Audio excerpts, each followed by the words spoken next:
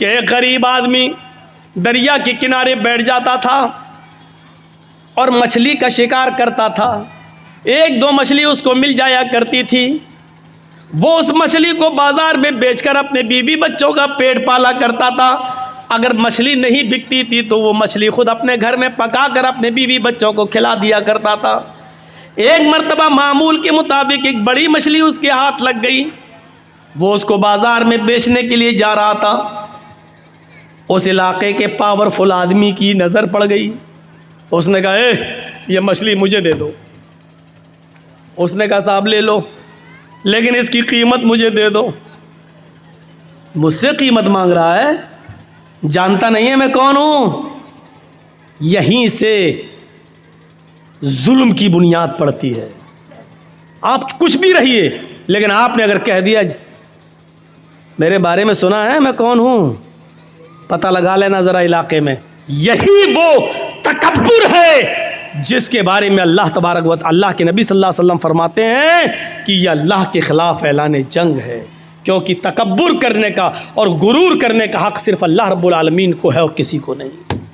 और कोई आदमी अगर ये कहता है कि जा पहले पता लगा मैं कौन हूँ, तू अभी पहचान नहीं रहा मुझे सही से, इसका मतलब यह है कि वो अल्लाह के मुकाबले में अपने आप को खड़ा कर रहा है। अल-इज़्ज़ु इज़ारी वल किब्रियाउ रिदाई फमन नाज़ानी फी कुल्लि वाहिदिन मिनहुमा फ़क़द अज़्ज़बतुहु अज़ाबन शदीदा। यह है मुस्लिम शरीफ की हदीस के अल्फाज। अल्लाह के नबी ने फरमाया कि अल्लाह फरमाता है, अल-इज़्ज़ु इज़ारी, इज़्ज़त मेरी लुंगी है, वल किब्रियाउ रिदाई, तकब्बुर जताना और किब्रियाई ये मेरी चादर है। तुम दो कपड़े पहनते हो ना, एक ऊपर का हिस्सा ढांकने के लिए, एक नीचे शर्मगाह का हिस्सा, एक कुर्ता एक पैजामा, एक कमीज और एक लुंगी, दो कपड़े आप पहनते हो। अल्लाह कहता है कि मैं भी दो कपड़े पहनता हूं। और दो कपड़े क्या हैं? अल-इज़्ज़ु इज़ारी, इज्जत ये मेरी लुंगी है, वल किब्रियाउ रिदाई, तकब्बुर किब्रियाई गुरूर और घमंड ये मेरी चादर है। लुंगी और चादर यानी इज्जत और तकब्बुर, ये दो कपड़े मेरे भी हैं। अगर किसी और ने अपने आप को अजीज बनने की कोशिश की और मुतकब्बिर बनने की कोशिश की, घमंड और गुरूर जताने की कोशिश की, अपने आप को बड़ा बनने की कोशिश की, फमन नाज़ानी फी कुल्लि वाहिदिन मिनहुमा, इन दोनों मेरे कपड़ों में से कोई एक कपड़ा मुझसे छीनने की कोशिश की, फ़क़द अज़्ज़बतुहु अज़ाबन शदीदा, हम उसको ऐसा अज़ाब देंगे जो उसके दिमाग ने सोचा नहीं होगा, उसके जहन ने, उसके दिमाग ने सोचा भी नहीं होगा, उसकी आंखों ने देखा भी नहीं होगा। शदीद अज़ाब, सख्त अज़ाब हम देंगे उसको क़यामत के दिन। अल्लाह के रसूल ने घमंडी लोगों के बारे में क्या कह दिया? जिसके अंदर थोड़ा सा घमंड आ जाए, बहुत ज़्यादा नहीं, सरकार है मेरी, मैं गांव का मुखिया हूं, मेरा कौन क्या करेगा, यहीं से जुल्म और ज़्यादती की बुनियादें पड़ती हैं और एक दूसरे के मर्डर और कत्ल की नौबतें होती हैं, एक दूसरे के खिलाफ षड्यंत्र रचे जाते हैं। क्योंकि जब ये आ जाए कि मैं कुछ हूं, मेरे पास पावर है, मेरे भाइयों, यहीं से जुल्म और ज़्यादती की बुनियादें पड़ने लगती हैं। यहीं से अल्लाह के नबी ने बस ये कह दिया कि मन काना फी क़ल्बिही, बुखारी शरीफ की हदीस, मन काना फी क़ल्बिही मिस्क़ालु ज़र्रतिन मिन किब्र ला यदखुलुल जन्नह। मन काना फी क़ल्बिही मिस्क़ालु ज़र्रा, ज़र्रा किसको कहते हैं? ज़र्रा। कभी आपने बालू देखी, रेत? आप तो जिस इलाके के रहने वाले हैं यहाँ तो रेत ही रेत है। नदी के किनारे रेत मिल जाएगी, रेत में ज़र्रे होते हैं, ज़र्रे हल्के से। मैं उसकी मिसाल दे देता हूँ, चलिए, चींटी का सर, चींटी का सर कितना बड़ा होता है? अब आप तसव्वुर कर लीजिए, चींटे का नहीं, चींटा तो बहुत बड़ा सर रखता है, चींटी का सर ये ज़र्रा कहलाता है। ज़र्रा इतना बड़ा होता है। अल्लाह के नबी ने फरमाया, मन काना फी क़ल्बिही मिस्क़ालु ज़र्रतिन मिन किब्र, चींटी के सर के बराबर, सरसों के दाने के बराबर, राई के दाने के बराबर भी अगर किसी इंसान के दिल में तकब्बुर आ जाए, घमंड आ जाए, ला यदखुलुल जन्नह, ऐसा आदमी जन्नत के अंदर दाखिल नहीं होगा। किसके अंदर इतना घमंड नहीं है? ला यदखुलुल जन्नह, ऐसा आदमी जन्नत के अंदर दाखिल नहीं होगा। घमंड और तकब्बुर करने का हक सिर्फ अल्लाह रब्बुल आलमीन को है, अल्लाह रब्बुल आलमीन को। तो बात कट गई। वो जालिम आदमी पावरफुल था, कहता है मुझसे पैसे मांग रहा है। उसने कहा मेरे भाई यही मेरा जरिए माश है, अगर आपने मुझे पैसे नहीं दिए, इसकी कीमत नहीं दी तो मेरे बीवी बच्चे भूखे मर जाएंगे। बड़ी मेहनत के बाद ये मछली मेरे हाथ लगी है, मेरे बीवी बच्चों के पेट पे लात मत मार। उसने कहा चुप। मछली उससे छीनी और जाने लगा, मछली उससे छीनी और जाने लगा। ये आदमी भी जानता था कि मछली मेरी बड़ी मेहनत की कमाई है, अगर ये मछली ले गया तो दूसरी मछली इतनी जल्दी मेरे हाथ नहीं लगेगी। शाम हो चुकी है, मेरे बीवी बच्चे क्या खाएंगे?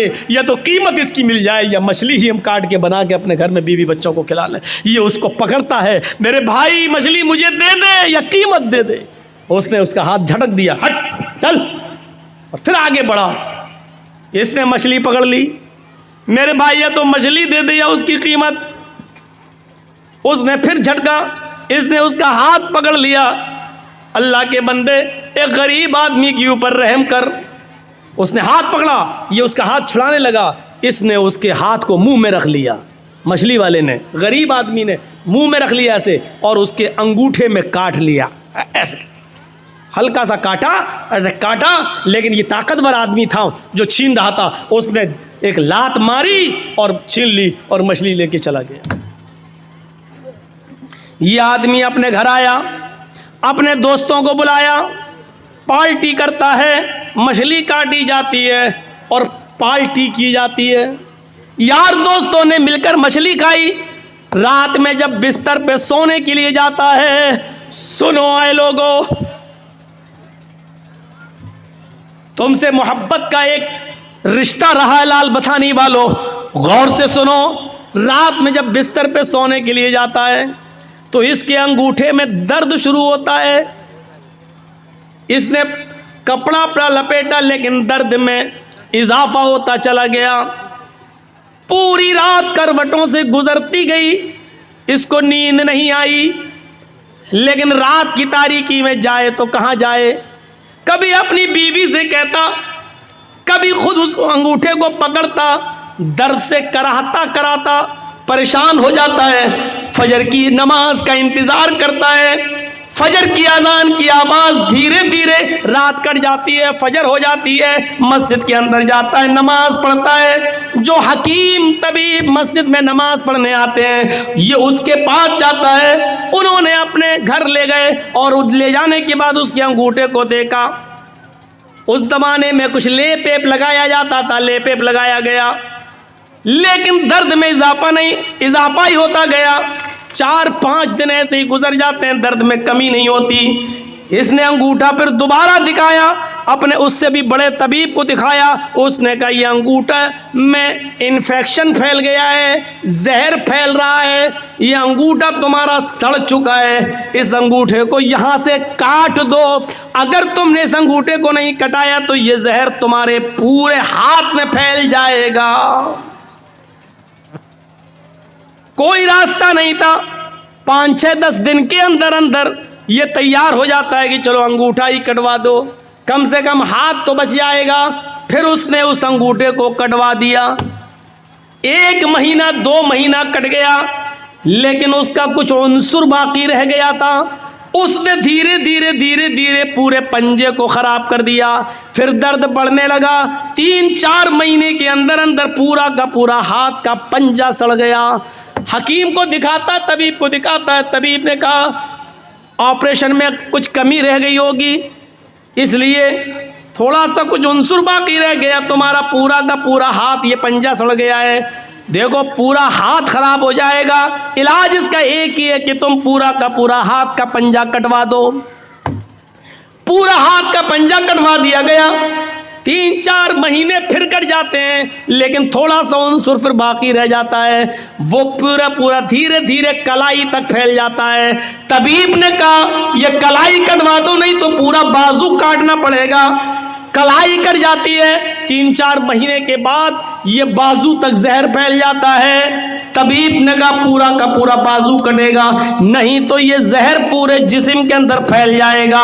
एक बड़ा हकीम कहने लगा मैं बार बार तुम्हारा इलाज तो बिल्कुल ठीक कर रहा हूं, लेकिन पता नहीं ये जहर तुम्हारे जिस्म में ऊपर तक कैसे चला जाता है। अच्छा मुझे इस बीमारी की शुरुआत बताओ कैसे होती है। अब हकीम ने कहा मुझे इस बीमारी की शुरुआत बताओ कहाँ से हुई।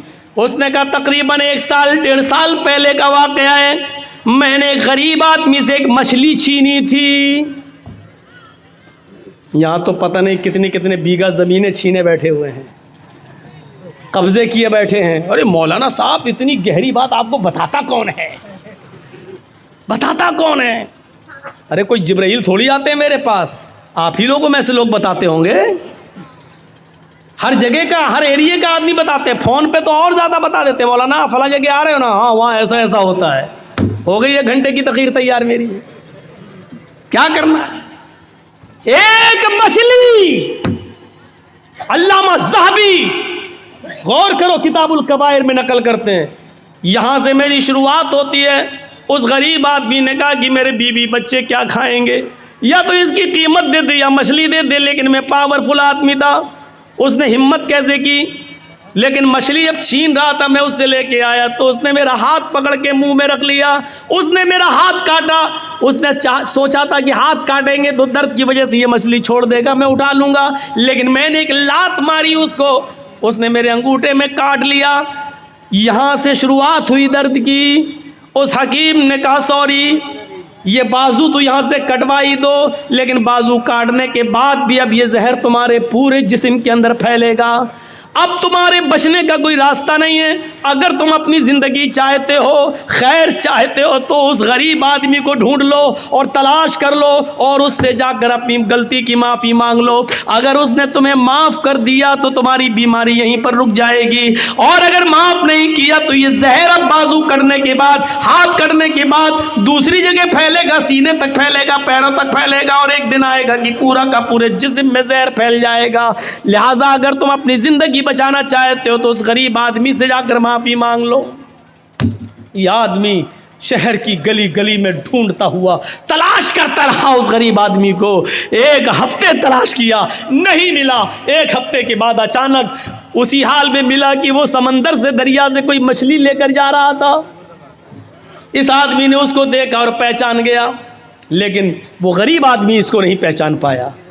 1.5-2 साल का अरसा गुजर गया, नहीं पहचान पाया। इसने कहा भाई मुझे पहचाना? कहा नहीं, मैं तुम्हारा मुजरिम। कहा क्या हुआ? मुझे पहले माफ़ कर दो। अरे भाई हुआ क्या? मैं माफ़ी कैसे माफ़ क्या करूं? तुमने गलती क्या की? कहा मैंने गलती क्या की, ये मछली है तुम्हारे हाथ में। हाँ, ऐसे ही 1-1.5 साल पहले कोई मछली थी, मैंने तुमसे वो मछली छीनी थी। तुम मेरे सामने गिड़गिड़ाते रहे कि मेरे बीवी और बच्चों के पास इसके अलावा कोई दूसरा रास्ता नहीं है, लेकिन मैंने तुम्हारी एक न सुनी। तुमने मेरे अंगूठे में काटा था और उसके बाद मैंने लात मारी थी और तुम्हें छोड़ दी, तुम मछली छोड़ दिए थे और मैं लेके चला गया था। उस अंगूठे के बाद फिर मेरा हाल ये हुआ कि उस रात में दर्द हुआ। धीरे धीरे 5-6 दिन के बाद अंगूठा पक गया, अंगूठा काटा गया। फिर ये जहर मेरी पंजे तक पहुंचा, पंजा काटा गया। फिर कलाई तक पहुंचा, कलाई काटी गई। फिर कोहनी तक पहुंचा, कोहनी काटी गई। अब मेरा बाजू भी काट दिया गया। हकीम ने कहा कि जिस गरीब पे तुमने जुल्म किया उसको जब तक माफ़ी नहीं मांगोगे वो तुम्हें माफ़ नहीं करेगा, तब तक तुम सही नहीं होगे। इसलिए अल्लाह के बंदे मुझे माफ़ कर दे। उसने कहा मैं सिद्क दिल से, दिल की गहराई से तुझे माफ़ करता हूँ मेरे भाई। मुझे नहीं मालूम था कि मेरी बद्दुआ ऐसा असर करेगी, मेरी बद्दुआ रंग लाएगी। अगर मुझे मालूम होता कि ऐसा हो जाएगा तो मैं तुम्हें कभी बद्दुआ नहीं देता। इस आदमी ने पूछा मेरे भाई क्या तुमने मुझे बद्दुआ दी थी? इस गरीब आदमी ने कहा हाँ। जब तुम मेरे हाथ से मछली छीन के ले गए, मेरे पेट में एक लात मार गए, मैं यहाँ बैठ गया। मेरी बीवी और बच्चों के पास उस रात खाने के लिए कुछ नहीं था। जब तक मैं तुम्हें देखता रहा, बद्दुआ देता रहा। आय अल्लाह, इस इंसान ने मेरी बीवी और मेरे बच्चों के पेट पे लात मारी है, अय अल्लाह इसको ऐसी सज़ा दे जो दुनिया के लिए निशान इबरत बन जाए, ऐसी सज़ा दे जो दुनिया वालों के लिए मकाम इबरत बन जाए। मेरे भाई मुझे क्या मालूम था, उस दिन तो गुस्से में निकल गई, लेकिन मुझे मालूम नहीं था कि अल्लाह रब्बुल आलमीन कबूल कर लेगा। सुनो, ये होती है मजलूम की बद्दुआ का असर। इसीलिए अल्लाह के नबी सल्लल्लाहु अलैहि वसल्लम ने कहा था, इत्तक़ी दावतल मजलूम, मजलूम की बद्दुआ से बचना। इसलिए कि मजलूम जब कोई बद्दुआ देता है तो उस बद्दुआ को आसमान के पर्दे भी रोक नहीं पाते, सातों आसमान के दरवाजे उसके लिए खुल जाते हैं। मजलूम की बद्दुआ, और अल्लाह की कुर्सी अर्श के पास जाने में कोई दीवार नहीं होती है। मजलूम की बद्दुआ डायरेक्ट अल्लाह के पास जाती है, उस बद्दुआ को ले जाने वाले फरिश्ते नहीं होते हैं। मजलूम ने यहाँ बद्दुआ दी, वो बद्दुआ आसमान के सीने को चीरते हुए डायरेक्ट अर्श से टकराती है, और अर्श वाला जवाब देता है, मेरे मजलूम बंदे की बद्दुआ मेरे पास आई है, इस बद्दुआ ने मेरे अर्श को झंझोड़ दिया है, यानी मुझसे इंसाफ मांग रहा है मेरा मजलूम बंदा। अब मैं ऐसा इंसाफ दूंगा उस मजलूम बंदे को जो दुनिया के लिए निशान इबरत बन जाएगा। मेरे भाइयों, जहां सारे लोग सच्चा फैसला करने से कासिर रहें, वहाँ अल्लाह रब्बुल आलमीन का फैसला फिर सामने आता है। जहाँ कोई मुजरिम को सज़ा नहीं दे तो अल्लाह रब्बुल आलमीन फिर वहाँ सज़ा, फिर अल्लाह की सज़ा काम आती है, फिर वहाँ अल्लाह सज़ा देता है। इसलिए मजलूम की बद्दुआ से बचो। आप ये मत सोचो बहुत बेईमानी की कमाई से हम बहुत ज़्यादा खुश हैं और इससे हमारी कहीं ना कहीं निकलेगी। आपने अपने बच्चों के लिए कर रहे हो, और जब वही बेईमानी की कमाई आपके बच्चे इस्तेमाल करेंगे तो किसी न किसी को कैंसर होगा, किसी न किसी की किडनी फेल हो जाएगी, कहीं ना कहीं तो अल्लाह उसको वसूल करेगा, किसी न किसी शक्ल में करेगा। होना है हमारे साथ और दुनिया में यह अंजाम दिखाएगा। देखो, या अय्युहल्लज़ीना आमनुत्तक़ुल्लाह हक़्क़ तुक़ातिह, ऐ ईमानो वालो अल्लाह से डर जाओ जैसा कि उससे डरने का हक़ है। ये है उससे डरने का हक़, ये है उससे डरने का। वो कौन सा तक़वा था कि एक चरवाहा जंगल में बकरी चरा रहा है, और हज़रत उमर अपने साथियों के साथ जंगल में से गुज़र रहे हैं। उमर फ़ारूक के साथियों ने कहा भूख लग रही है, कुछ खाना बना लिया जाए। तो कहा कि चलो ये चरवाहा बकरियां चरा रहा है, इससे एक बकरी ख़रीद लेते हैं। हज़रत उमर ने कहा बेनी शातन, एक बकरी बेचोगे मुझे, एक बकरी मुझे बेच दो। चरवाहे ने कहा बकरी मेरी नहीं है, मेरे मालिक की है, हम तो ग़ुलाम हैं, हम तो उसका हुक्म मानते हुए बकरी चराने आए जंगल में। उसको मालूम नहीं कि मेरे सामने जो हस्ती खड़ी है ये 22 लाख मुरब्बा मील पर हुकूमत करने वाली हस्ती है, ये उमर है, उसको मालूम नहीं है चरवाहे। हज़रत उमर ने उसका इम्तहान लिया, कहा अरे मालिक की है तो क्या हुआ, मालिक से कह देना जंगल में भेड़िया आया एक बकरी खा गया, और क्या क्या कर लेगा वो तेरा, कुछ नहीं करेगा। और हम खाल उतार के तुझे दे देंगे, उसमें खून लगा लेना, कह देना देख लो ये खाल छोड़ गया। उस चरवाहे ने कहा खामोश। हजरत उमर से आप थोड़ी ऊंची आवाज में यूपी में बोल के देख लो, नहीं बोल पाओगे। देखा, मौलाना कलीमुद्दीन साहब को गिरफ्तार कर लिया गया मेरठ से। क्या हुआ कि 15 साल पहले ये गैर मुस्लिमों की किताबों से हवाले देते थे और गैर मुस्लिमों को मुसलमान बनाते थे पैसे का लालच देकर। लीजिए, इस इल्ज़ाम में एक जंगल में हाथी भाग रहा है। चूहे ने पूछा अरे भाई क्यों भाग रहे हो? कब सुना नहीं पुलिस ऐलान कर रही है कि जो भी भैंस पकड़ी जाएगी उसको काट दिया जाएगा। तो चूहे ने कहा भाई ऐलान तो भैंस का हुआ है, कि तुम क्यों भाग रहे हो, तुम भैंस थोड़ी हो। हाथी ने कहा अगर पुलिस ने हमको पकड़ लिया तो 20 साल तो ये साबित करने में लग जाएगा कि मैं भैंस नहीं हूं। यही सूरत हाल है हमारे इस मुल्क की।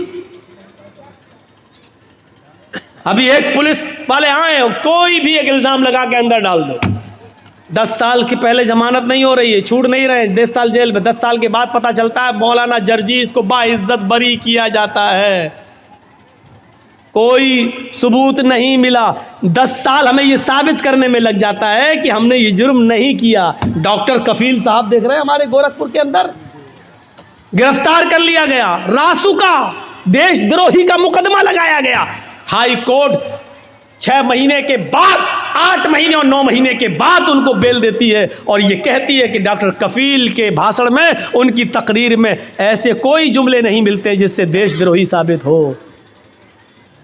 अब होना क्या चाहिए था कि जिस गवर्नमेंट ने उस पर देशद्रोही का मुकदमा लगाया, अब वो देशद्रोही कोर्ट ने साबित कर दिया कि नहीं है, तो अब सरकार को कटघरे में खड़ा होना चाहिए, लेकिन सरकार को कटघरे में खड़ा नहीं किया जा सकता है साहब। क्यों? सरकार, यह सूरत हाल है आज हमारी। आप कहते हैं कि मौलाना साहब गैर मुस्लिम लोग भी आए हुए, मंत्र पढ़िए। हमारे पास नोटिस आता है कि आप दीनी जलसों में जाते हैं, सुप्रीम कोर्ट का नोटिस मेरे पास आता है कि आप पढ़ते क्यों हैं ये रामायण और गीता, आपको क्या मतलब है इससे?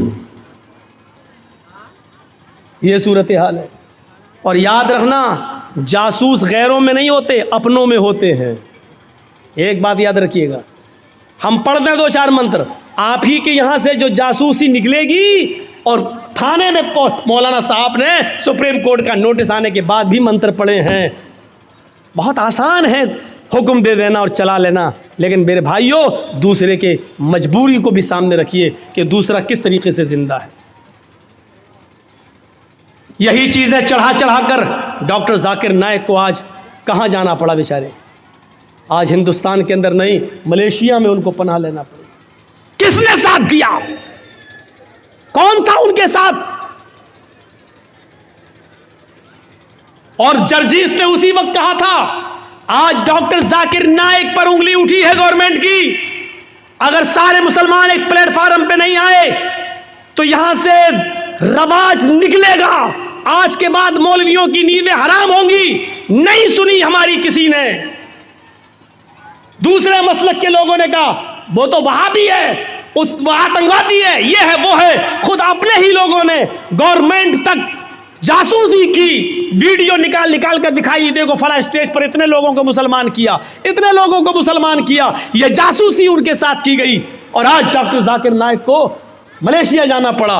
मेरे भाइयों, तसव्वुर कीजिए आप, मैंने कहा था कि उठेगा, लेकिन जब एक प्लेटफार्म पे कोई नहीं आया, उसके बाद फिर उठा तो देखो मौलाना कलीमुद्दीन चले गए, देखो मौलाना साद को किस तरीके से कोरोना बम कहा गया है। वो निजामुद्दीन मरकज के अंदर, ये मरकज से फैला कोरोना, ये फैला। हमने पेशीन गोई की थी, हालांकि इल्म गैब अल्लाह के अलावा कोई नहीं जानता, लेकिन आसार बता रहे थे कि डॉक्टर जाकिर नाइक की खामोशी पर, उनकी बात पर खामोशी, ये दूसरे मौलवियों के लिए दरवाज़ा खोल रही है। और खुला, क्या चाहते हो कि मेरे लिए भी दरवाजे खुल जाएं? खुलेंगे तो देखा जाएगा, लड़ेंगे, लेकिन जहां तक हो सके अपने आप को पहले एहतियात किया जाए, अपने आप को बचाया जाए। अल्लाह के रसूल ने फरमाया, जब जंगल में जाओ तो पहले ऊँट को बांध दो दरख्त से, उसके बाद अल्लाह पर भरोसा करो। ऊँट को खुला छोड़ दिया, सो गए, अल्लाह मालिक कुछ नहीं होगा, तो भाग ही जाएगा। पहले बांध दो, फिर सोइए, फिर अल्लाह पे भरोसा कीजिए कि मैंने ऊँट को बांधा है, अल्लाह पे भरोसा कुछ नहीं होगा। तो पहले एहतियात कीजिए, पहले तदबीरें कीजिए आप। वो चरवाहा था जंगल का, और क्या कह रहा उमर से, 22 लाख मुरब्बा मील पर हुकूमत करने वाली शख्सियत से, खामोश, मुझे बता रहे अपने मालिक से कह देना, मैं तो ये तो जानता नहीं हूं कि तू कौन है, लेकिन इतना सुन, मैं मोहम्मद रसूलुल्लाह का उम्मती हूं। हजरत उमर कान लगाकर उसकी बात को सुन रहे हैं। मैं मोहम्मद रसूलुल्लाह का मानने वाला हूं। तुमने मुझे जो मशवरा दिया, मेरा मालिक बहुत नेक है। अगर एक बकरी में तुम्हें बेच भी दूं और उसकी कीमत ले भी लूं तो मेरा मालिक मुझे कुछ नहीं कहेगा। मैं कह दूं कि बकरी भेड़िया खा गया तो मेरा मालिक मेरा यकीन भी कर लेगा, लेकिन दुनिया में तो मैं अपने मालिक से झूठ बोल जाऊंगा, लेकिन कयामत के दिन मैं उस मालिक को क्या जवाब दूंगा जो मेरे मालिक का भी मालिक है। जा यहां से। गौर कीजिए इस तकवे की रोशनी में हम कैसे लग रहे हैं। लाल बथानी के लोगों, ईमानदारी के साथ बताना, इस चरवाहे के तकवे की रोशनी में हम कैसे लग रहे हैं। हम अपने गरीबान में बटन खोल कर जरा झांके तो हम कितने % मुसलमान नजर आ रहे हैं। इस वाक़े की रोशनी में जरा अपने ज़मीर को झंझोड़ कर देखें कि हम कहाँ खड़े हैं। हम अपने आप को मुसलमान कहलाने के लायक हैं भी या नहीं है। जरा गौर करके देखें, हम अपने ज़मीर से जरा पूछें, अपने ज़मीर से जरा सवाल करें, अपने दिल से जरा पूछें। मैं ये नहीं कह रहा हूँ हम मौलवी भी गुनाहगार हैं, हम लोग भी गुनाहगार हैं, मौलवी भी इंसान होता है, फरिश्ता नहीं होता है। गलती आपकी नजरिए की है, आपने मौलवियों को फरिश्तों की नजर से देखना शुरू कर दिया है, आपने मौलवी को फरिश्ते की नजर से देखना शुरू कर दिया है। नहीं नहीं, मौलवी फरिश्ता नहीं होता है, वो भी गलती कर सकता है, वो भी खता कर सकता है, उससे भी गलती और खता होती है, इंसान है हम। जब अल्लाह के नबी कह रहे हैं कि मैंने मारने के लिए मिसवाक उठाई लेकिन मुझे डर लग गया, मैं यहाँ कांप गया, क्या मोहम्मद सल्लल्लाहु अलैहि वसल्लम उस लड़की को, उस खादिमा को जो मारने जा रहे हो, कहीं ऐसा तो नहीं उसकी गलती से ज्यादा तुम्हारी सजा हो जाए दी हुई। अगर उसकी गलती कम पड़ गई और आपकी ये छड़ी, आपकी ये मिसवाक से उसको तकलीफ उससे ज्यादा लग गई तो हो गई। तो कयामत के दिन आप अपने रब को क्या जवाब देंगे? कयामत के दिन क्या मुंह दिखाएंगे? हजरत उमर फारूक अपने गुलाम का कान मरोड़ देते हैं और बात कितनी आवाज दी गुलाम को, गुलाम ने आवाज दी, गुलाम ने अमीरुल मोमिनीन, अमीरुल मोमिनीन, अमीरुल मोमिनीन। हजरत उमर उस वक्त पेशाब कर रहे थे, उनको गुस्सा आया, कमीना अमीरुल मोमिनीन अमीर चिल्लाता चला जा रहा है। वो जल्दी से निकले और उधर आए और अपने गुलाम, इधर क्या आवाज दे रहा, पकड़ा, कान मरोड़ दिया कस के, यस हट, चल उधर बैठ। उस गुलाम ने सिर्फ इतना कहा, अमीरुल मोमिनीन मैं आपका खादिम हूँ, आपका गुलाम हूँ, आपने मेरा कान जो मरोड़ा है, मुझे ऐसा लगता है कि मैंने कोई गलती नहीं की है, लेकिन अगर आपको लगता है कि आपने जायज़ सही वजह से, सही रीज़न की वजह से आपने मेरा कान मरोड़ा है तो ठीक है, लेकिन एक बार गौर कर लेना कि आपने मेरा कान सही मरोड़ा या गलत, और कुछ नहीं, इतना कहा। हज़रत उमर ने कहा, जब तुझे मालूम था कि मैं इस्तिंजा कर रहा हूँ, पेशाब कर रहा हूँ, तो तू अमीरुल मोमिनीन क्यों चिल्ला रहा था? उसने कहा, अमीरुल मोमिनीन उस ज़ात की कसम जिसके कब्ज़े में मेरी जान है, अगर मुझे मालूम होता कि आप फला जगह बैठ कर इस्तिंजा कर रहे हैं, पेशाब कर रहे हैं, तो मैं आपको नहीं बोलता। मैं इतना पागल नहीं हूँ कि देख लूँ कि कोई आदमी पेशाब कर रहा और उसके बावजूद भी चिल्लाता रहूँ। मुझे मालूम है कि बगैर इस्तिंजा किए हुए कोई आ ही नहीं सकता है, तो मैं क्यों चिल्लाता? मुझे नहीं मालूम था। हज़रत उमर ने कहा, तुम ठीक कह रहे हो, इधर आओ। जितनी ज़ोर से मैंने तुम्हारा कान मरोड़ा है, तुम भी मेरे कान को उतनी तेज़, उतनी सख्ती के साथ तुम भी मरोड़ लो। उसने कहा, अमीरुल मोमिनीन आपको अपनी गलती का एहसास हो गया, हमने आपको माफ़ कर दिया। हज़रत उमर कहते हैं, नहीं, अब तो मैं इस कान को मरोड़ कर अपना बदला लेना होगा। उसने कहा, मैंने माफ़ कर दिया। कहा, नहीं, तुम मुझे इसलिए माफ़ कर रहे हो क्योंकि मैं तुम्हारा मालिक हूँ, मैं तुम्हारा आका हूँ, तुम मेरे गुलाम हो, इसलिए मेरे डर से तुम माफ़ कर रहे हो। उसने कहा, मैं अल्लाह के लिए आपको माफ़ कर रहा हूँ। कहा, नहीं नहीं, मैं इंतकाम दूंगा, तुम अपना बदला ले लो। जब हज़रत उमर ने ज़िद की तो उसने कान मरोड़ दिया। हज़रत उमर को मालूम था कि मैंने इसका कान कितनी तेज़ मरोड़ा। कहा, और तेज़, और तेज़। नहीं, अभी भी तुम रियायत कर रहे हो, और तेज़। जब हज़रत उमर को लगा कि हाँ इतना तेज़ मैंने इसका कान ऐंठा होगा, तो हज़रत उमर फारूक कान को ऐंठवाते जा रहे हैं और कहते जा रहे हैं, आए उमर देख ले तेरी औकात क्या है, आए उमर देख ले तेरी औकात क्या है, तेरी हैसियत क्या है। एक मामूली गुलाम तेरा कान मरोड़ रहा है और तू अपने आप को अमीरुल मोमिनीन समझ रहा है, अपने आप को हाकिम समझ रहा है, अपने आप को अमीरुल मोमिनीन तसव्वुर कर रहा है। इस तरीके से जुमले कह कहकर अपने तकब्बुर को खत्म करते थे कि तकब्बुर हमारे अंदर ना आ जाए। एक मामूली गुलाम तुम्हारा कान पकड़ के ऐंठ रहा है और तुम अपने आप को अमीरुल मोमिनीन समझ रहे हो। ये इस्लाम की तालीम का तालीमात के असरात थे जो सहाबा किराम की जिंदगी पर मुरतब हुए। मेरे भाइयों, एक हल्का सा कान मरोड़ दिया तो उसका भी बदला दे रहे हैं। हमने कितने लोगों पर जुल्म किए हैं, कभी उनकी अमानतों को वापस करने की कोशिश की है, कभी आपने माफ़ी मांगने की कोशिश की है? याद रखना, मौलाना जर्जीस 15-16 साल के बाद इस लाल बथानी में आए हैं। 16 साल के बाद हम जो आए हैं आपकी इस बस्ती में, 15 साल के बाद, 15 साल के बाद, 15 साल पहले जिन्होंने मेरा प्रोग्राम सुना था और 15 साल के बाद आज जो प्रोग्राम सुन रहे हैं मेरा, ये 15 साल की जर्जीस की ज़िंदगी चीख चीख कर ये कह रही है कि आए जर्जीस, तू अपनी ज़िंदगी के 15 साल कम कर चुका है। अल्लाह ने तेरी ज़िंदगी में जितने दिन लिखे थे, अब उन दिनों में तू 15 साल कम कर चुका है। जिन लोगों ने 15 साल के बाद आज मेरी तकरीर सुन रहे हैं, उनकी ज़िंदगी चीख चीख कर कह रही है कि वो भी अपनी ज़िंदगी के 15 साल कम कर चुके हैं। तुम्हारी और मेरी ज़िंदगी चीख चीख कर कह रही है कि जर्जीस और आए लाल बथानी वालों, तुम 15 साल अपनी कब्र के करीब हो चुके हो। तुम अपने असली मंजिल कब्र के करीब जा चुके हो। अब तुम्हारे और कब्र के दरमियान ज्यादा फासला नहीं, उस दूरी में 15 साल की कमी हो चुकी है। नहीं, इससे भी बढ़कर एक और बात, 2 ही ठिकाने हैं हमारे और आपके, या तो हम और आप जन्नत में जाएंगे या जहन्नम में, बस। तीसरा कोई ठिकाना नहीं। किसी से भी पूछ लो, तीसरा कोई ठिकाना है? नहीं, 2 ही ठिकाने, जन्नत या जहन्नम। हम और आप, या तो जन्नती या जहन्नमी। अल्लाह के यहाँ हिसाब व किताब पूरे उतरे, जन्नती, नाकाम हो गए तो जहन्नमी। मैं अब एक बात और कह रहा हूं, 15 साल की ये जिंदगी चीख चीख कर कह रही है, लाल बथानी वालों, तुम्हारी भी और जर्जीस मेरी भी, कि तुम जन्नत या जहन्नम के और इतने करीब हो चुके हो कि 15 साल का अरसा कम हो चुका है। तुम या तो अपनी जन्नत के करीब हो या अपनी जहन्नम के। जन्नत के आसार तो दिखाई नहीं दे रहे हैं, जहन्नम के आसार तो बिल्कुल जाहिर नजर आ रहे हैं। जन्नत के आसार कैसे नजर आ जाए?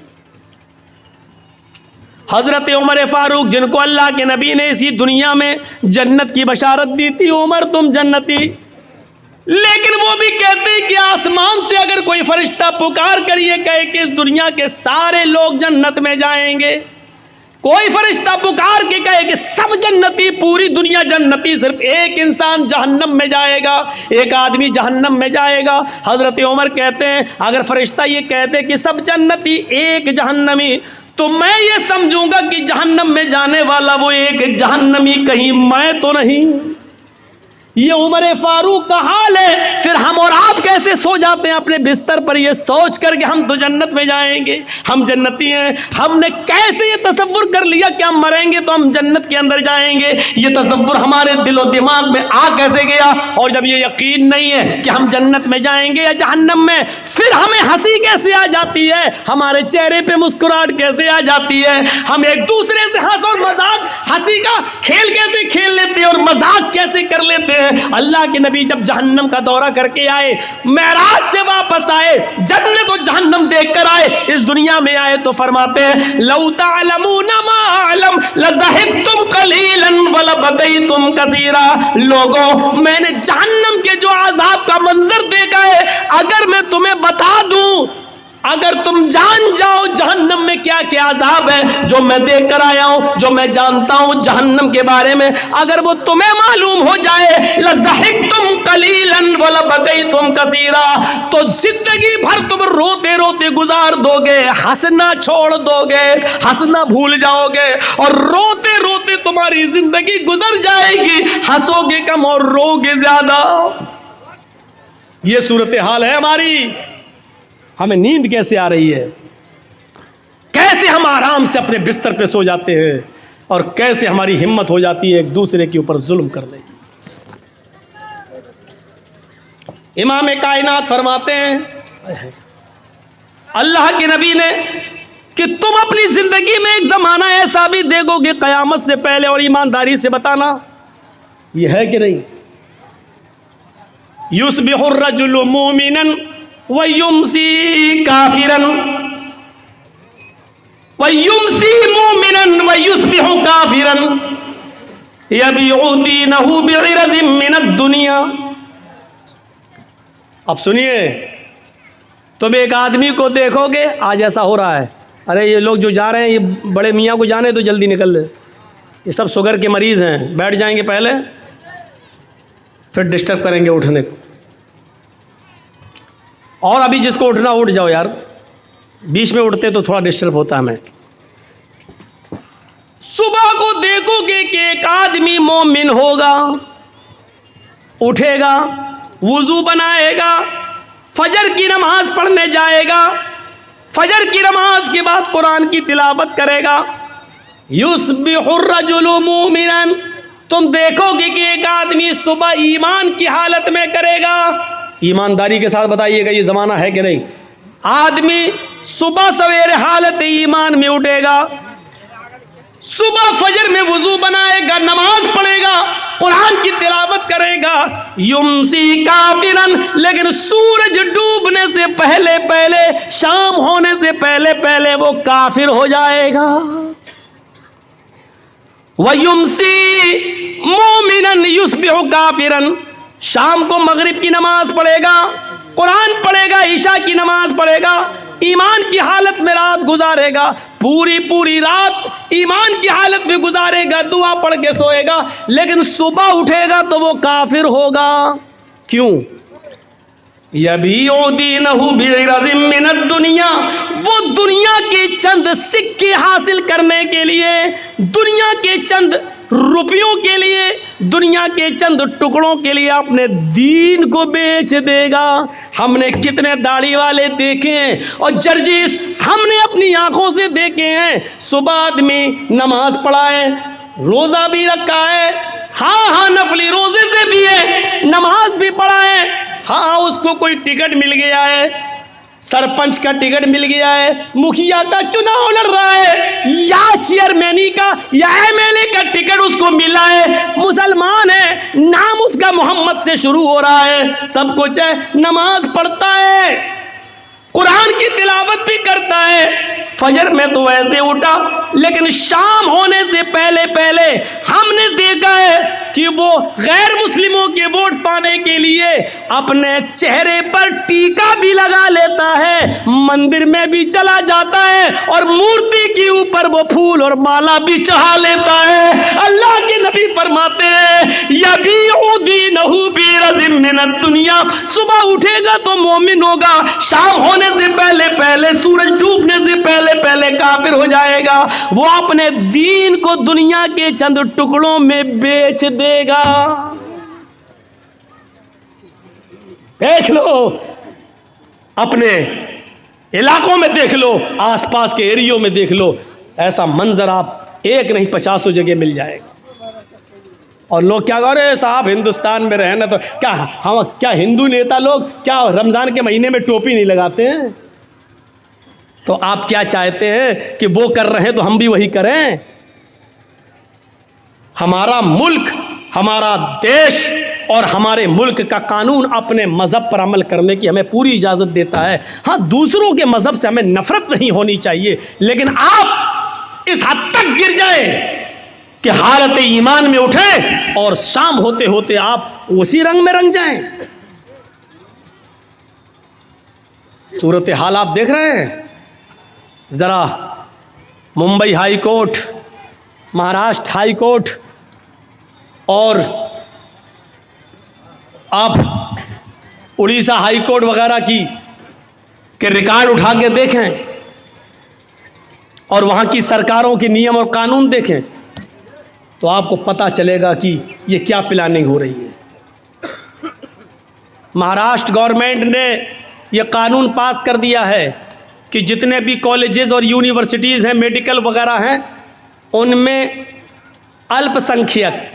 अल्पसंख्यक में सबसे ज़्यादा मुसलमान ही हैं। ईसाई और यहूदी और मुसलमानों सब अल्पसंख्यक में आते हैं, लेकिन निशाना हमारे ऊपर है। अल्पसंख्यक लड़कियों को 50% एडमिशन दिया जाए। मैं पूछना चाहता हूँ कि आपको हम मुसलमानों की लड़कियों की इतनी फिक्र क्यों हो रही है? 50% का कोटा छोड़ दो, 10% का कोटा ही हमारे मुसलमान लड़कों के लिए क्यों नहीं रख देते हो? मुसलमान लड़कों के लिए कोई कोटा नहीं। यूनिवर्सिटीज़ में, कॉलेजेस में, नौकरियों में लड़कियां अल्पसंख्यक यानी मुस्लिम लड़कियां 50%। और ऐसा कब हुआ? जब नागपुर में एक मीटिंग हो गई। और नागपुर में मीटिंग किसकी होती है बताने की ज़रूरत नहीं है, समझ गए होंगे आप। जब मीटिंग हो गई और उस मीटिंग में यह तय कर दिया गया कि अब मुसलमान लड़कियों को स्कूलों में ज़्यादा से ज़्यादा एडमिट करो और गैर मुस्लिम लड़कों को ज़्यादा से ज़्यादा छूट दे दो, और वो लड़के इन लड़कियों के साथ दोस्ती करें और दोस्ती प्यार और मोहब्बत में बदल जाए, और प्यार और मोहब्बत में बदलने के बाद ये दोनों लड़का लड़की कोर्ट मैरिज करें और 2 बच्चे 3 बच्चे पैदा करने के बाद इन लड़कियों को छोड़ दिया जाए आवारा, और लड़के जो पैदा हों बच्चे उनको अपने पास रख लिया जाए, और लड़कियों को जो आई हैं उनको धक्के देके भगा दिया जाए। ये प्लानिंग जब हो चुकी, उसके बाद यूनिवर्सिटी में 50% कोटा दे दिया जा रहा है। और कुछ ना आकिबत अंदेश आज भी महाराष्ट्र की सरजमीन पर जो मुस्लिम नेता लोग हैं, मुस्लिम लीडर, गवर्नमेंट बहुत अच्छा काम कर रही है हमारी लड़कियों के लिए। ये उन्हीं के दलाल होते हैं। आपने लड़कों के लिए कोशिश क्यों नहीं की? सोचो आप। और बंगाल की एक लड़की, एक औरत, हम नहीं नाम लेंगे, एक हाजी की बेटी, समझ गए ना? बस एक इंटरव्यू में आके क्या बोलती है कि इस्लाम इतना तंग दिल नहीं है कि एक गैर मुस्लिम लड़के के साथ शादी करने पर वो हमें इस्लाम से निकाल दे। और अभी हाल ही में इंटरव्यू क्या आया, उसने अपने पुराना वाला आदमी छोड़ दिया, अब एक नए लड़के के साथ रंगरलियां मनाई और उसका एक बच्चा भी उससे पैदा हुआ। उससे पूछा शादी कब करेंगी? उसने कहा शादी की क्या ज़रूरत है, हम लोग प्यार और मोहब्बत के साथ रह रहे हैं, बस हम लोगों की ज़िंदगी सही गुजर रही है, बस गुजर रही है। तुम्हारे बयान से मुझे कोई एतराज़ नहीं है, लेकिन तुम ये कहो कि इस्लाम इसको बुरी नज़र से नहीं देखता, हमें इस जुमले पर एतराज़ है। बस तुम नंगा नाच नाचो, नंगी होकर घूमो, मुझे कोई फर्क नहीं पड़ता मेरे ऊपर, लेकिन जब इस्लाम से जोड़ने की कोशिश करोगी, अपने इस घिनौने किरदार को, इस कैरेक्टर को जब इस्लाम से जोड़ोगी, तो हम मुदाफ़ियत के लिए अपनी आवाज़ उठाएंगे। इसके लिए चाहे मीडिया हमें नंगा करे, चाहे जो भी करे, हम सबकी सुनेंगे, लेकिन हम इस्लाम की आवाज़ को बुलंद करेंगे और बताएंगे कि गलत क्या है। या अय्युहल्लज़ीना आमनू तक़ुल्लाह हक़्क़ तुक़ातिह, बात यहाँ से निकलती है। और अल्लाह के हज़रत उमर फ़ारूक की आंखों में आंसू आ जाते हैं कि एक चरवाहे के अंदर भी अल्लाह का ये डर है, अल्लाह का ये खौफ है। दूसरे दिन आते हैं और उसके मालिक को हुक्म देते हैं कि अपने ग़ुलाम को लेकर दरबार में आओ।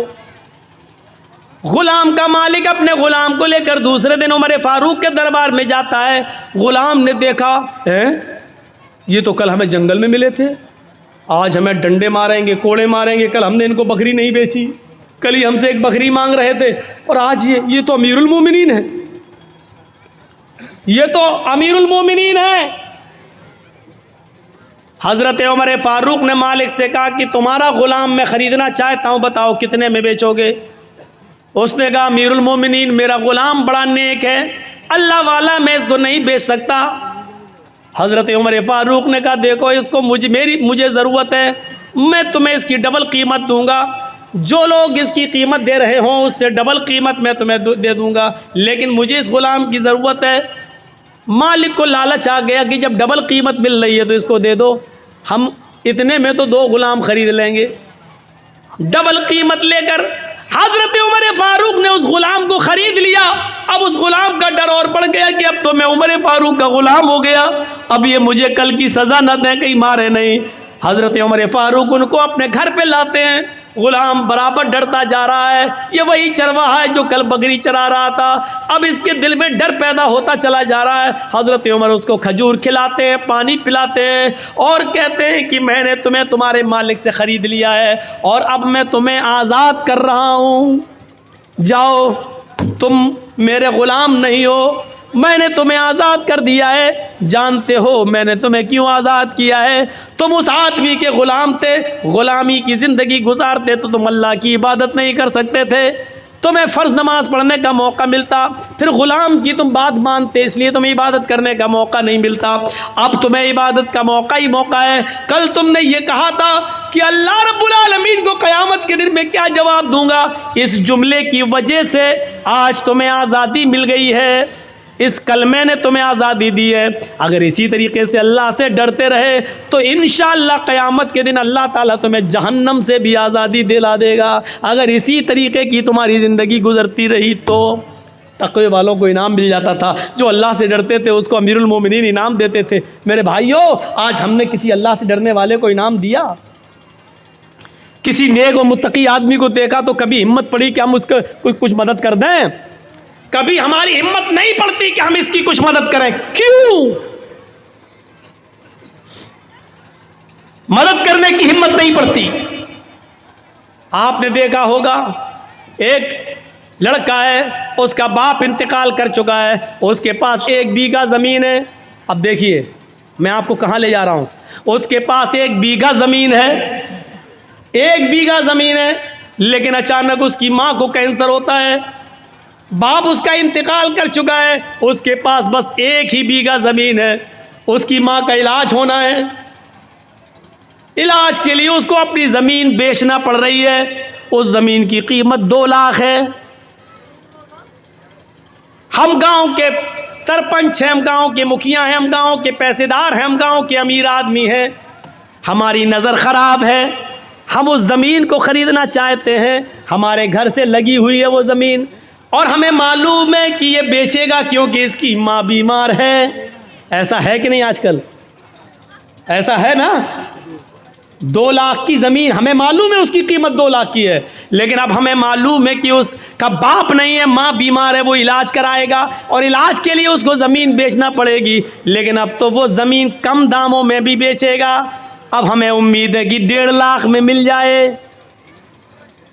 वो आदमी आता कहता कि भाई आपके घर से लगी हुई है, मेरी ज़मीन है, मैं इसको बेचना चाहता हूँ। आपने कहा नहीं आया, मुझे ज़रूरत नहीं है साहब, मेरी माँ की तबीयत ख़राब है, मैं उसके इलाज के लिए टाटा हॉस्पिटल जाऊँगा, बम्बई, मैं पटना में जा रहा हूँ, मैं इसका इलाज कराना चाहता हूँ, मेरी ज़मीन की कीमत 2 लाख रुपए है, तुम ले लो। ये आदमी कहता है नहीं साहब, मुझे ज़रूरत ही नहीं है, और अगर तुम्हें देना ही है तो 1.5 लाख की दे दो, 1 लाख की दे दो। अभी तो ज़मीन की कोई कीमत ही नहीं। लॉकडाउन के बाद ज़मीन की कीमत बढ़ी कहाँ रही है, हालात ऐसे ही हैं। मजबूर आदमी है बेचारा, उसने कहा ठीक है लाओ, 2 लाख का माल है, 1.5 लाख दे दो। आपने 1.5 लाख रुपए उसको दे दिए और ज़मीन ले ली। अल्लाह की कसम, 2 लाख की ज़मीन उसकी मर्जी के बावजूद जो 1.5 लाख की ली है, इस 1.5 लाख के लेने के बावजूद उसने चाहे जैसे दी हो, उसकी रजामंदी के बावजूद आपने जो 1.5 लाख में ख़रीदी है, आप इसके बावजूद भी डकैत कहलाएंगे, आप बेईमान कहलाएंगे, आप यतीम का हक मारने वाला कहलाएंगे, आप मजबूर की मजबूरी का फ़ायदा उठाने वाले कहलाएंगे। अल्लाह के यहाँ समाज में तो ये होगा नहीं साहब, वो 1.5 लाख में तैयार था, उसने दे दी, इसने ले ली, वो तो तैयार था। काजी शुरैह एक घोड़ा खरीदना चाहते थे, बाजार में जाते हैं, घोड़ा देखते हैं, पूछते हैं घोड़े वाले ये घोड़ा कितने का है? उसने कहा 400 दिरहम का। काजी शुरैह ने कहा क्या मैं इसको ज़रा चला कर देख लूँ? उन्होंने कहा देख लो। काजी शुरैह उस घोड़े पर बैठते हैं और जाते हैं, थोड़ी दूर चल के वापस आते हैं और कहते हैं घोड़े वाले सच बता कि तू किस मजबूरी में घोड़ा बेच रहा है? उसने कहा मुझे कोई मजबूरी नहीं है। कहा कि फिर तू इतना अच्छा घोड़ा 400 दिरहम में क्यों बेच रहा है? तेरा घोड़ा चलाकर मैंने देखा तेरा घोड़ा 400 नहीं बल्कि 500 दिरहम के लायक है। उसने कहा काजी साहब आप काजी हैं, हज़रत अली ने आपको जज बनाया है, मेरे कीमत 400 मांगी है, अगर आपको 500 दिरहम का लगता है तो 500 दे दीजिए, वरना मेरी तरफ से खुशी से 400 हैं, अगर आप 500 देना चाहें तो मुझे क्या एतराज़ होगा? काजी शुरैह कहते रुकिए एक मरतबा और चला कर देखता हूँ। उस घोड़े को उन्होंने दोबारा चलाया और आकर कहते हैं आए अल्लाह के बंदे सच सच बता तुझे क्या मजबूरी है? उसने कहा मुझे कोई मजबूरी नहीं है। उसने कहा मुझे कोई मजबूरी नहीं है। कहा फिर तू इतना अच्छा घोड़ा 500 दिरहम में क्यों दे रहा है? उसने कहा 500 में नहीं 400 में दे रहा हूँ, आप 500 देना चाहें तो ठीक है। कहा नहीं ये 500 से भी ऊपर बल्कि 600 दिरहम का घोड़ा है तेरा। उसने कहा काजी साहब मुझे शर्मिंदा मत कीजिए, मेरी तरफ से 400 है, आप मज़ीद अगर और देना चाहें तो मेरे कुछ काम आ जाएगा, वरना मेरी तरफ से कीमत 400 है। काजी शुरैह कहते हैं रुक जाओ एक मरतबा और देखता हूँ। एक मरतबा और चक्कर लगाते हैं और आकर कहते हैं मेरा दिल अंदर से कहता है कि तू किसी मजबूरी में घोड़ा बेच रहा है, तेरा घोड़ा 700 दिरहम के लायक है, तू इसको 400 में क्यों दे रहा है? उसने कहा मैं कुछ नहीं कहूँगा। काजी शुरैह कहते हैं क्या एक चक्कर और लगा लूँ? एक चक्कर और लगा कर आते हैं और अपने जेब से 800 दिरहम निकालते हैं और कहते हैं कि तेरा घोड़ा 400 नहीं 800 दिरहम के लायक है। उसने कहा काजी साहब मुझे सिर्फ ज़रूरत 400 दिरहम की है, 400 दिरहम की है जो मेरे बेटे के इलाज में काम आएगी। काजी शुरैह समझ गए कि ये मजबूरी में बेचारा बेच रहा था और काजी शुरैह ने उस घोड़े की सही कीमत लगाई और 800 दिरहम दिए। मेरे भाइयों कभी आपको ऐसा भी हुआ है कि एक आदमी जिसकी माँ बीमार है 2 लाख की ज़मीन वो बेच रहा है, कभी आपने सोचा कि चलो 2 की जगह 2.25 दे दो, चलो 2.5 दे दो, बेचारा अपनी माँ के इलाज में काम कर लेगा, हमारी ज़मीन तो 5-6 साल में और कीमत बढ़ ही जाएगी लेकिन इसका तो कम से कम माँ का इलाज हो जाएगा। कभी 2 लाख की ज़मीन को 2,25,000 में लेने की कोशिश की आपने? कभी 2.5 लाख देने की कोशिश की आपने? नहीं, 2 लाख की ज़मीन को 1.5 लाख में लेने वाले तो हज़ारों मिल जाएंगे। ये खून चूसने वाले जालिम लोग हैं और जालिमों की दास्तानें भरी पड़ी है, जालिमों की कहानियां भरी पड़ी है। मेरे भाइयों अल्लाह के यहाँ मजबूर की मजबूरी का फ़ायदा उठाने का भी आपको हिसाब देना पड़ेगा, आप बच नहीं सकते अल्लाह के यहाँ इस अजाब से। हमने कभी तसव्वुर किया है, कभी सोचा है किसी मजबूरी का फ़ायदा उठाते हैं? आज हम ये वाकयात हमें चीख चीख कर क्या बतला रहे हैं? कभी इन वाकयात की तरफ हमने नजर डाली है? और आओ तारीख का एक ऐसा वाकया मैं आपके सामने रखना चाहता हूं हजरत उमर फारूक की जिंदगी से कि आप ताज्जुब करेंगे। हजरत उमर फारूक का बच्चा बाहर सड़क पर खेल रहा है दूसरे बच्चों के साथ। कितना छोटा बच्चा था, 4-5 साल, और सामने ऑफिस है बैतुल माल, और बैतुल माल के ट्रेजी कौन है, खजांची कौन है? हजरत अबू मूसा अशरी रजी अल्लाह ताला अन्हु। हजरत अबू मूसा अशरी, हजरत अबू मूसा अशरी बाहर निकलते हैं बैतुल माल के ऑफिस से, देखते हैं कि कुछ बच्चे बाहर खेल रहे हैं और वो दुकान से कोई चीज़ खरीद कर खा रहे हैं, लेकिन उमर फारूक का बच्चा कुछ नहीं खा रहा है। बाहर जब निकलते हैं तो 1 दिरहम पड़ा है सड़क पर, 1 दिरहम पड़ा हुआ है। 1 दिरहम 1 रुपया, मान लो आज के हिसाब से 1 रुपया। 1 दिरहम ज़मीन पर पड़ा, उसको उठा लिया। ये दिरहम किसका होगा पता नहीं, वो दिरहम हज़रत उमर फारूक के बेटे को दे दिया, लो बेटा ये लो, ये बच्चे कोई चीज़ खा रहे हैं, तुम भी खा लो।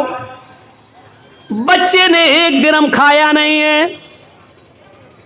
वो 1 दिरहम मुट्ठी में बांध लेता है, मुट्ठी को कस के पकड़ लेता है और वो दिरहम लेके आगे बढ़ जाता है और सीधे अपने घर पे आ जाता है। वो दिरहम लेकर सीधे अपने घर पे आ जाता है।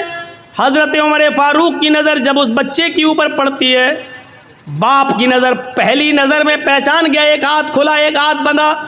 बेटे ये मुट्ठी क्यों बंद है, खोलो। जैसी बच्चे ने मुट्ठी खोली तो उसमें से 1 दिरहम ज़मीन के ऊपर गिर गया।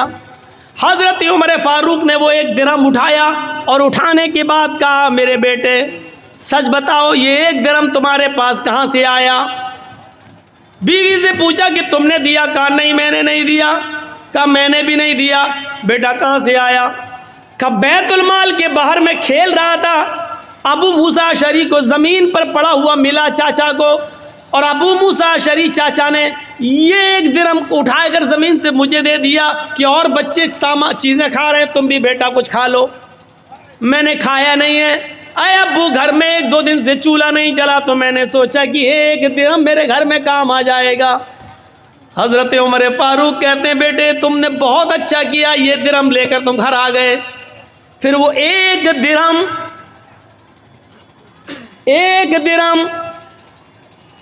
10-20 बीघे जमीन पर नाजायज कब्जा करने वालों,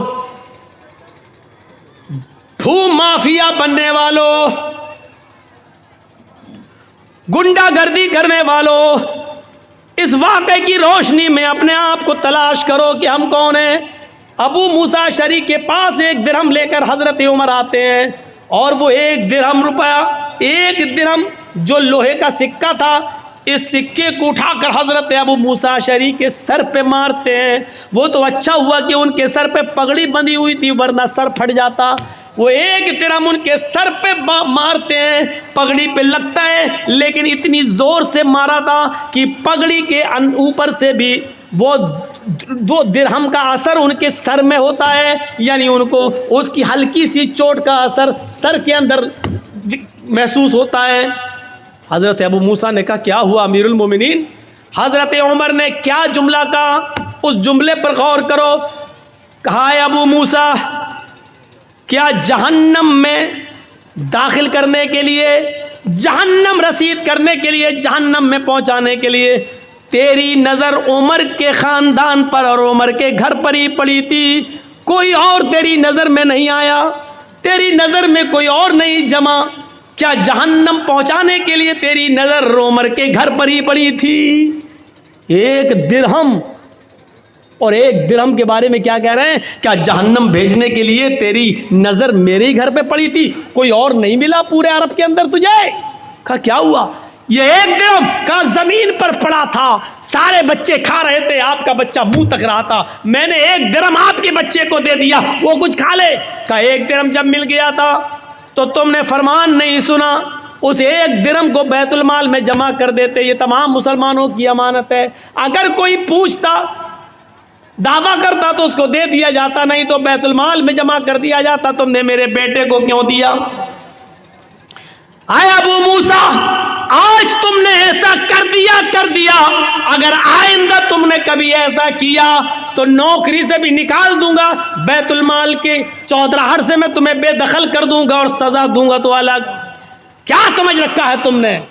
क्या हम इस वाक़े की रोशनी में कैसे लगते हैं। हमने तो कितने नाजायज़ लोगों को दबाया होगा और कितनों की बेईमानी की होगी, ज़मीन जायदाद ये वो सब। एक वाक़े की तरफ और आइए और उससे आप अंदाज़ा लगा सकते हैं। उमर इब्न अब्दुल अज़ीज़ का दौर है, उमर इब्न अब्दुल अज़ीज़ का दौर है और सुबह ईद होने वाली है। चांद हो चुका है, चांद हो चुका है, सुबह ईद होने वाली है। उमर इब्न अब्दुल अज़ीज़ की बीवी कहती है देखो आपके पास भी कपड़े नहीं है पहनने को, मेरे पास भी नहीं है, हम और आप तो पुराने कपड़े पहन लेंगे, लेकिन बच्चा नए कपड़े की जिद कर रहा, बच्चे के लिए तो नया कपड़ा होना चाहिए।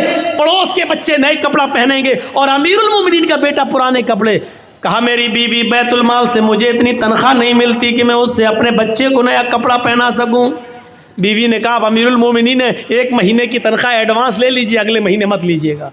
कहा बीवी मशवरा अच्छा दे रही हो होता है कभी कभी लोग किसी के यहाँ काम करते हैं, साहब मेरी बीवी बीमार है, 1 महीने की एडवांस तनख्वाह दे दो, हम धीरे धीरे कटा देंगे, कोई बुरी बात नहीं है अगर मालिक राज़ी हो जाए तो। अबू मूसा उमर इब्न अब्दुल अजीज़ ने एक लेटर लिखा और अपने खादिम से कहा, जाओ बैतुल माल के कैशियर से कहना ये लेटर दे देना, वो तुम्हें 1 महीने की तनख्वाह एडवांस दे देगा। अमीरुल मोमिनीन खुश थे, उमर इब्न अब्दुल अजीज़ के 1 महीने की तनख्वाह एडवांस, और वो तो मेरा खादिम है, वो तो दे ही देगा, जब हमने ऑर्डर दे दिया, लिख के दे दिया तो वो दे देगा। जैसे ये लेटर कैशियर के हाथ में आता है, उसने पढ़ा खजांची ने, उसमें लिखा है कि कल ईद है, मेरे बच्चे के पास नए कपड़े नहीं है पहनने के लिए, लिहाजा मुझे 1 महीने की तनख्वाह एडवांस दे दो, अगले महीने मत देना, उस महीने के अंदर काट लेना। उस खजांची ने उस लेटर को पढ़ने के बाद अंदर जाकर उसी लेटर के पीछे कुछ लिख दिया, और लिखने के बाद उसको लिफाफे में बंद करके क्या, जाओ इसको दे देना उमर इब्न अब्दुल अजीज़ को। कहा उन्होंने 1 महीने की तनख्वाह एडवांस मंगाई, कहा मैंने इसका जवाब दे दिया है, इसका जवाब वो पढ़ लेंगे, उसके बाद आप आना, अगर इसके बावजूद वो मंगाएंगे, तनख्वाह मांगेंगे 1 महीने की, तो मैं दे दूंगा, मैंने उसमें कुछ सवाल किया है।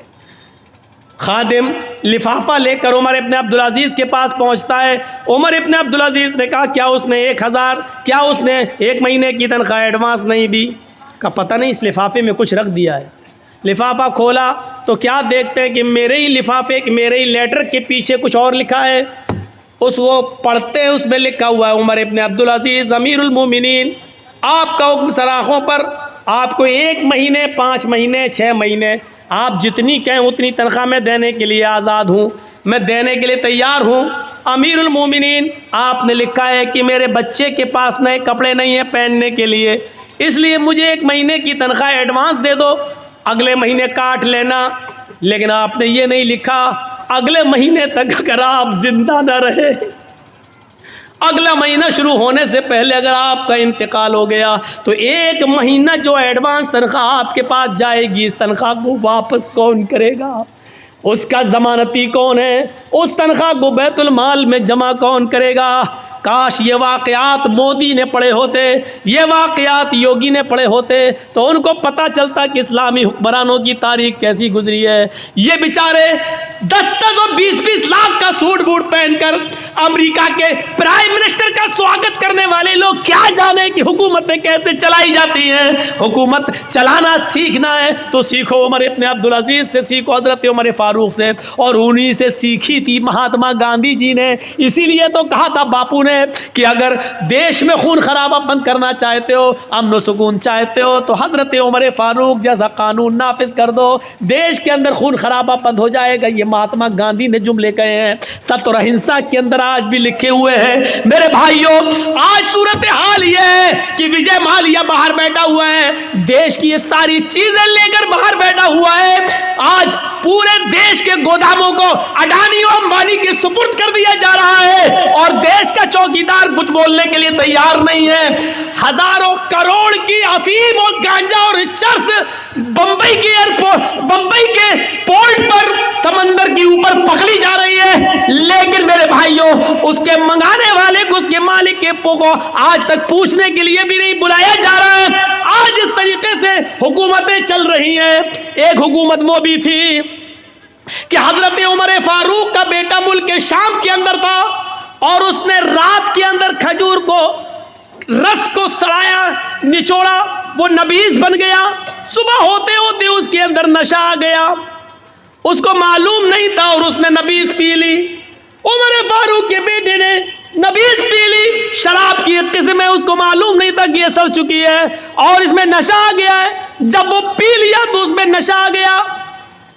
मुल्क शाम के गवर्नर को पता चला तो हजरत उमर फारूक के बेटे को बुलाया और 40 कोड़े लगवा दिए मुल्क शाम के अंदर। लेकिन मदीने में जब उमर फारूक को पता चला कि मेरा बेटे ने शराब पी ली, और यह भी पता चला कि 40 कोड़े लग गए, लेकिन इसके बावजूद लेटर लिखा हमारे प्रयास को कि मेरे बेटे के लिए मैं घोड़ा भेज रहा हूं स्पेशल, उस घोड़े से मेरे बेटे को जल्दी वापस मदीने भेजा जाए। बेटा खुश था कि मेरे अब्बू ने कोई अर्जेंट काम के लिए बुलाया। जब हमारे प्रयास ने उस स्पेशल घोड़े से उमर फारूक के बेटे को भेजा, बेटा जब आया तो उसको उसकी माँ से नहीं मिलने दिया, कहा इसको हिरासत में लो। हिरासत में ले लिया अपने लखते जिगर को, अपने बेटे को, और उसको कहा जल्लाद से कि कोड़े लगाओ, 40 कोड़े इसको मेरे सामने मारो। बेटा कहता है अमीरुल मोमिनीन, आए अब्बू जान, एक जुर्म की 2 बार सजा कैसे? 40 कोड़े की सजा तो मैंने मुल्क शाम में खा ली है, धोखे से नशे वाली चीज पी ली, इसके बावजूद मैंने 40 कोड़े वहां खा लिए, फिर यहां क्यों मारा जा रहा है? कहा पहला जल्लाद 10 कोड़े मारेगा, उसके बाद दूसरा मारेगा, क्योंकि 10 के बाद वो थक जाएगा, फिर जितनी जोर से मार पड़नी चाहिए उतनी जोर से मार नहीं पड़ेगी। 40 कोड़े दूसरे जल्लादों से पड़वाया। बेटा कहता रहा अब्बू जान, एक जुर्म की डबल सजा, ये बेइंसाफी है। हजरत उमर कहते रहे बेटे मुझे अमर इब्न आस पर भरोसा नहीं है, का अल्लाह की कसम उन्होंने कोड़े मारे लगवाए, हाँ मैं जानता हूं कोड़े लगवाए, लेकिन मेरा दिल कहता है कि अमर इब्न आस ने रियायत बरती होगी, जितनी जोर से कोड़े मारना चाहिए उतनी जोर से नहीं पड़े होंगे, इसलिए कि आप अमीरुल मोमिनीन के बेटे हैं, उमर फारूक के बेटे हैं, ये सोचकर जल्लादों ने हल्के हल्के कोड़े मारे होंगे। आज असली कोड़े अब पड़ेंगे तुम्हारे ऊपर। जब अपनों को सजा देने का रवाज था तो जराइम बंद थे, जब अपनों को बचाया जाता है तो जराइम का अंबार लगता है और जराइम पैदा होते हैं। सीखो, हुकूमत ऐसे चलती हैं।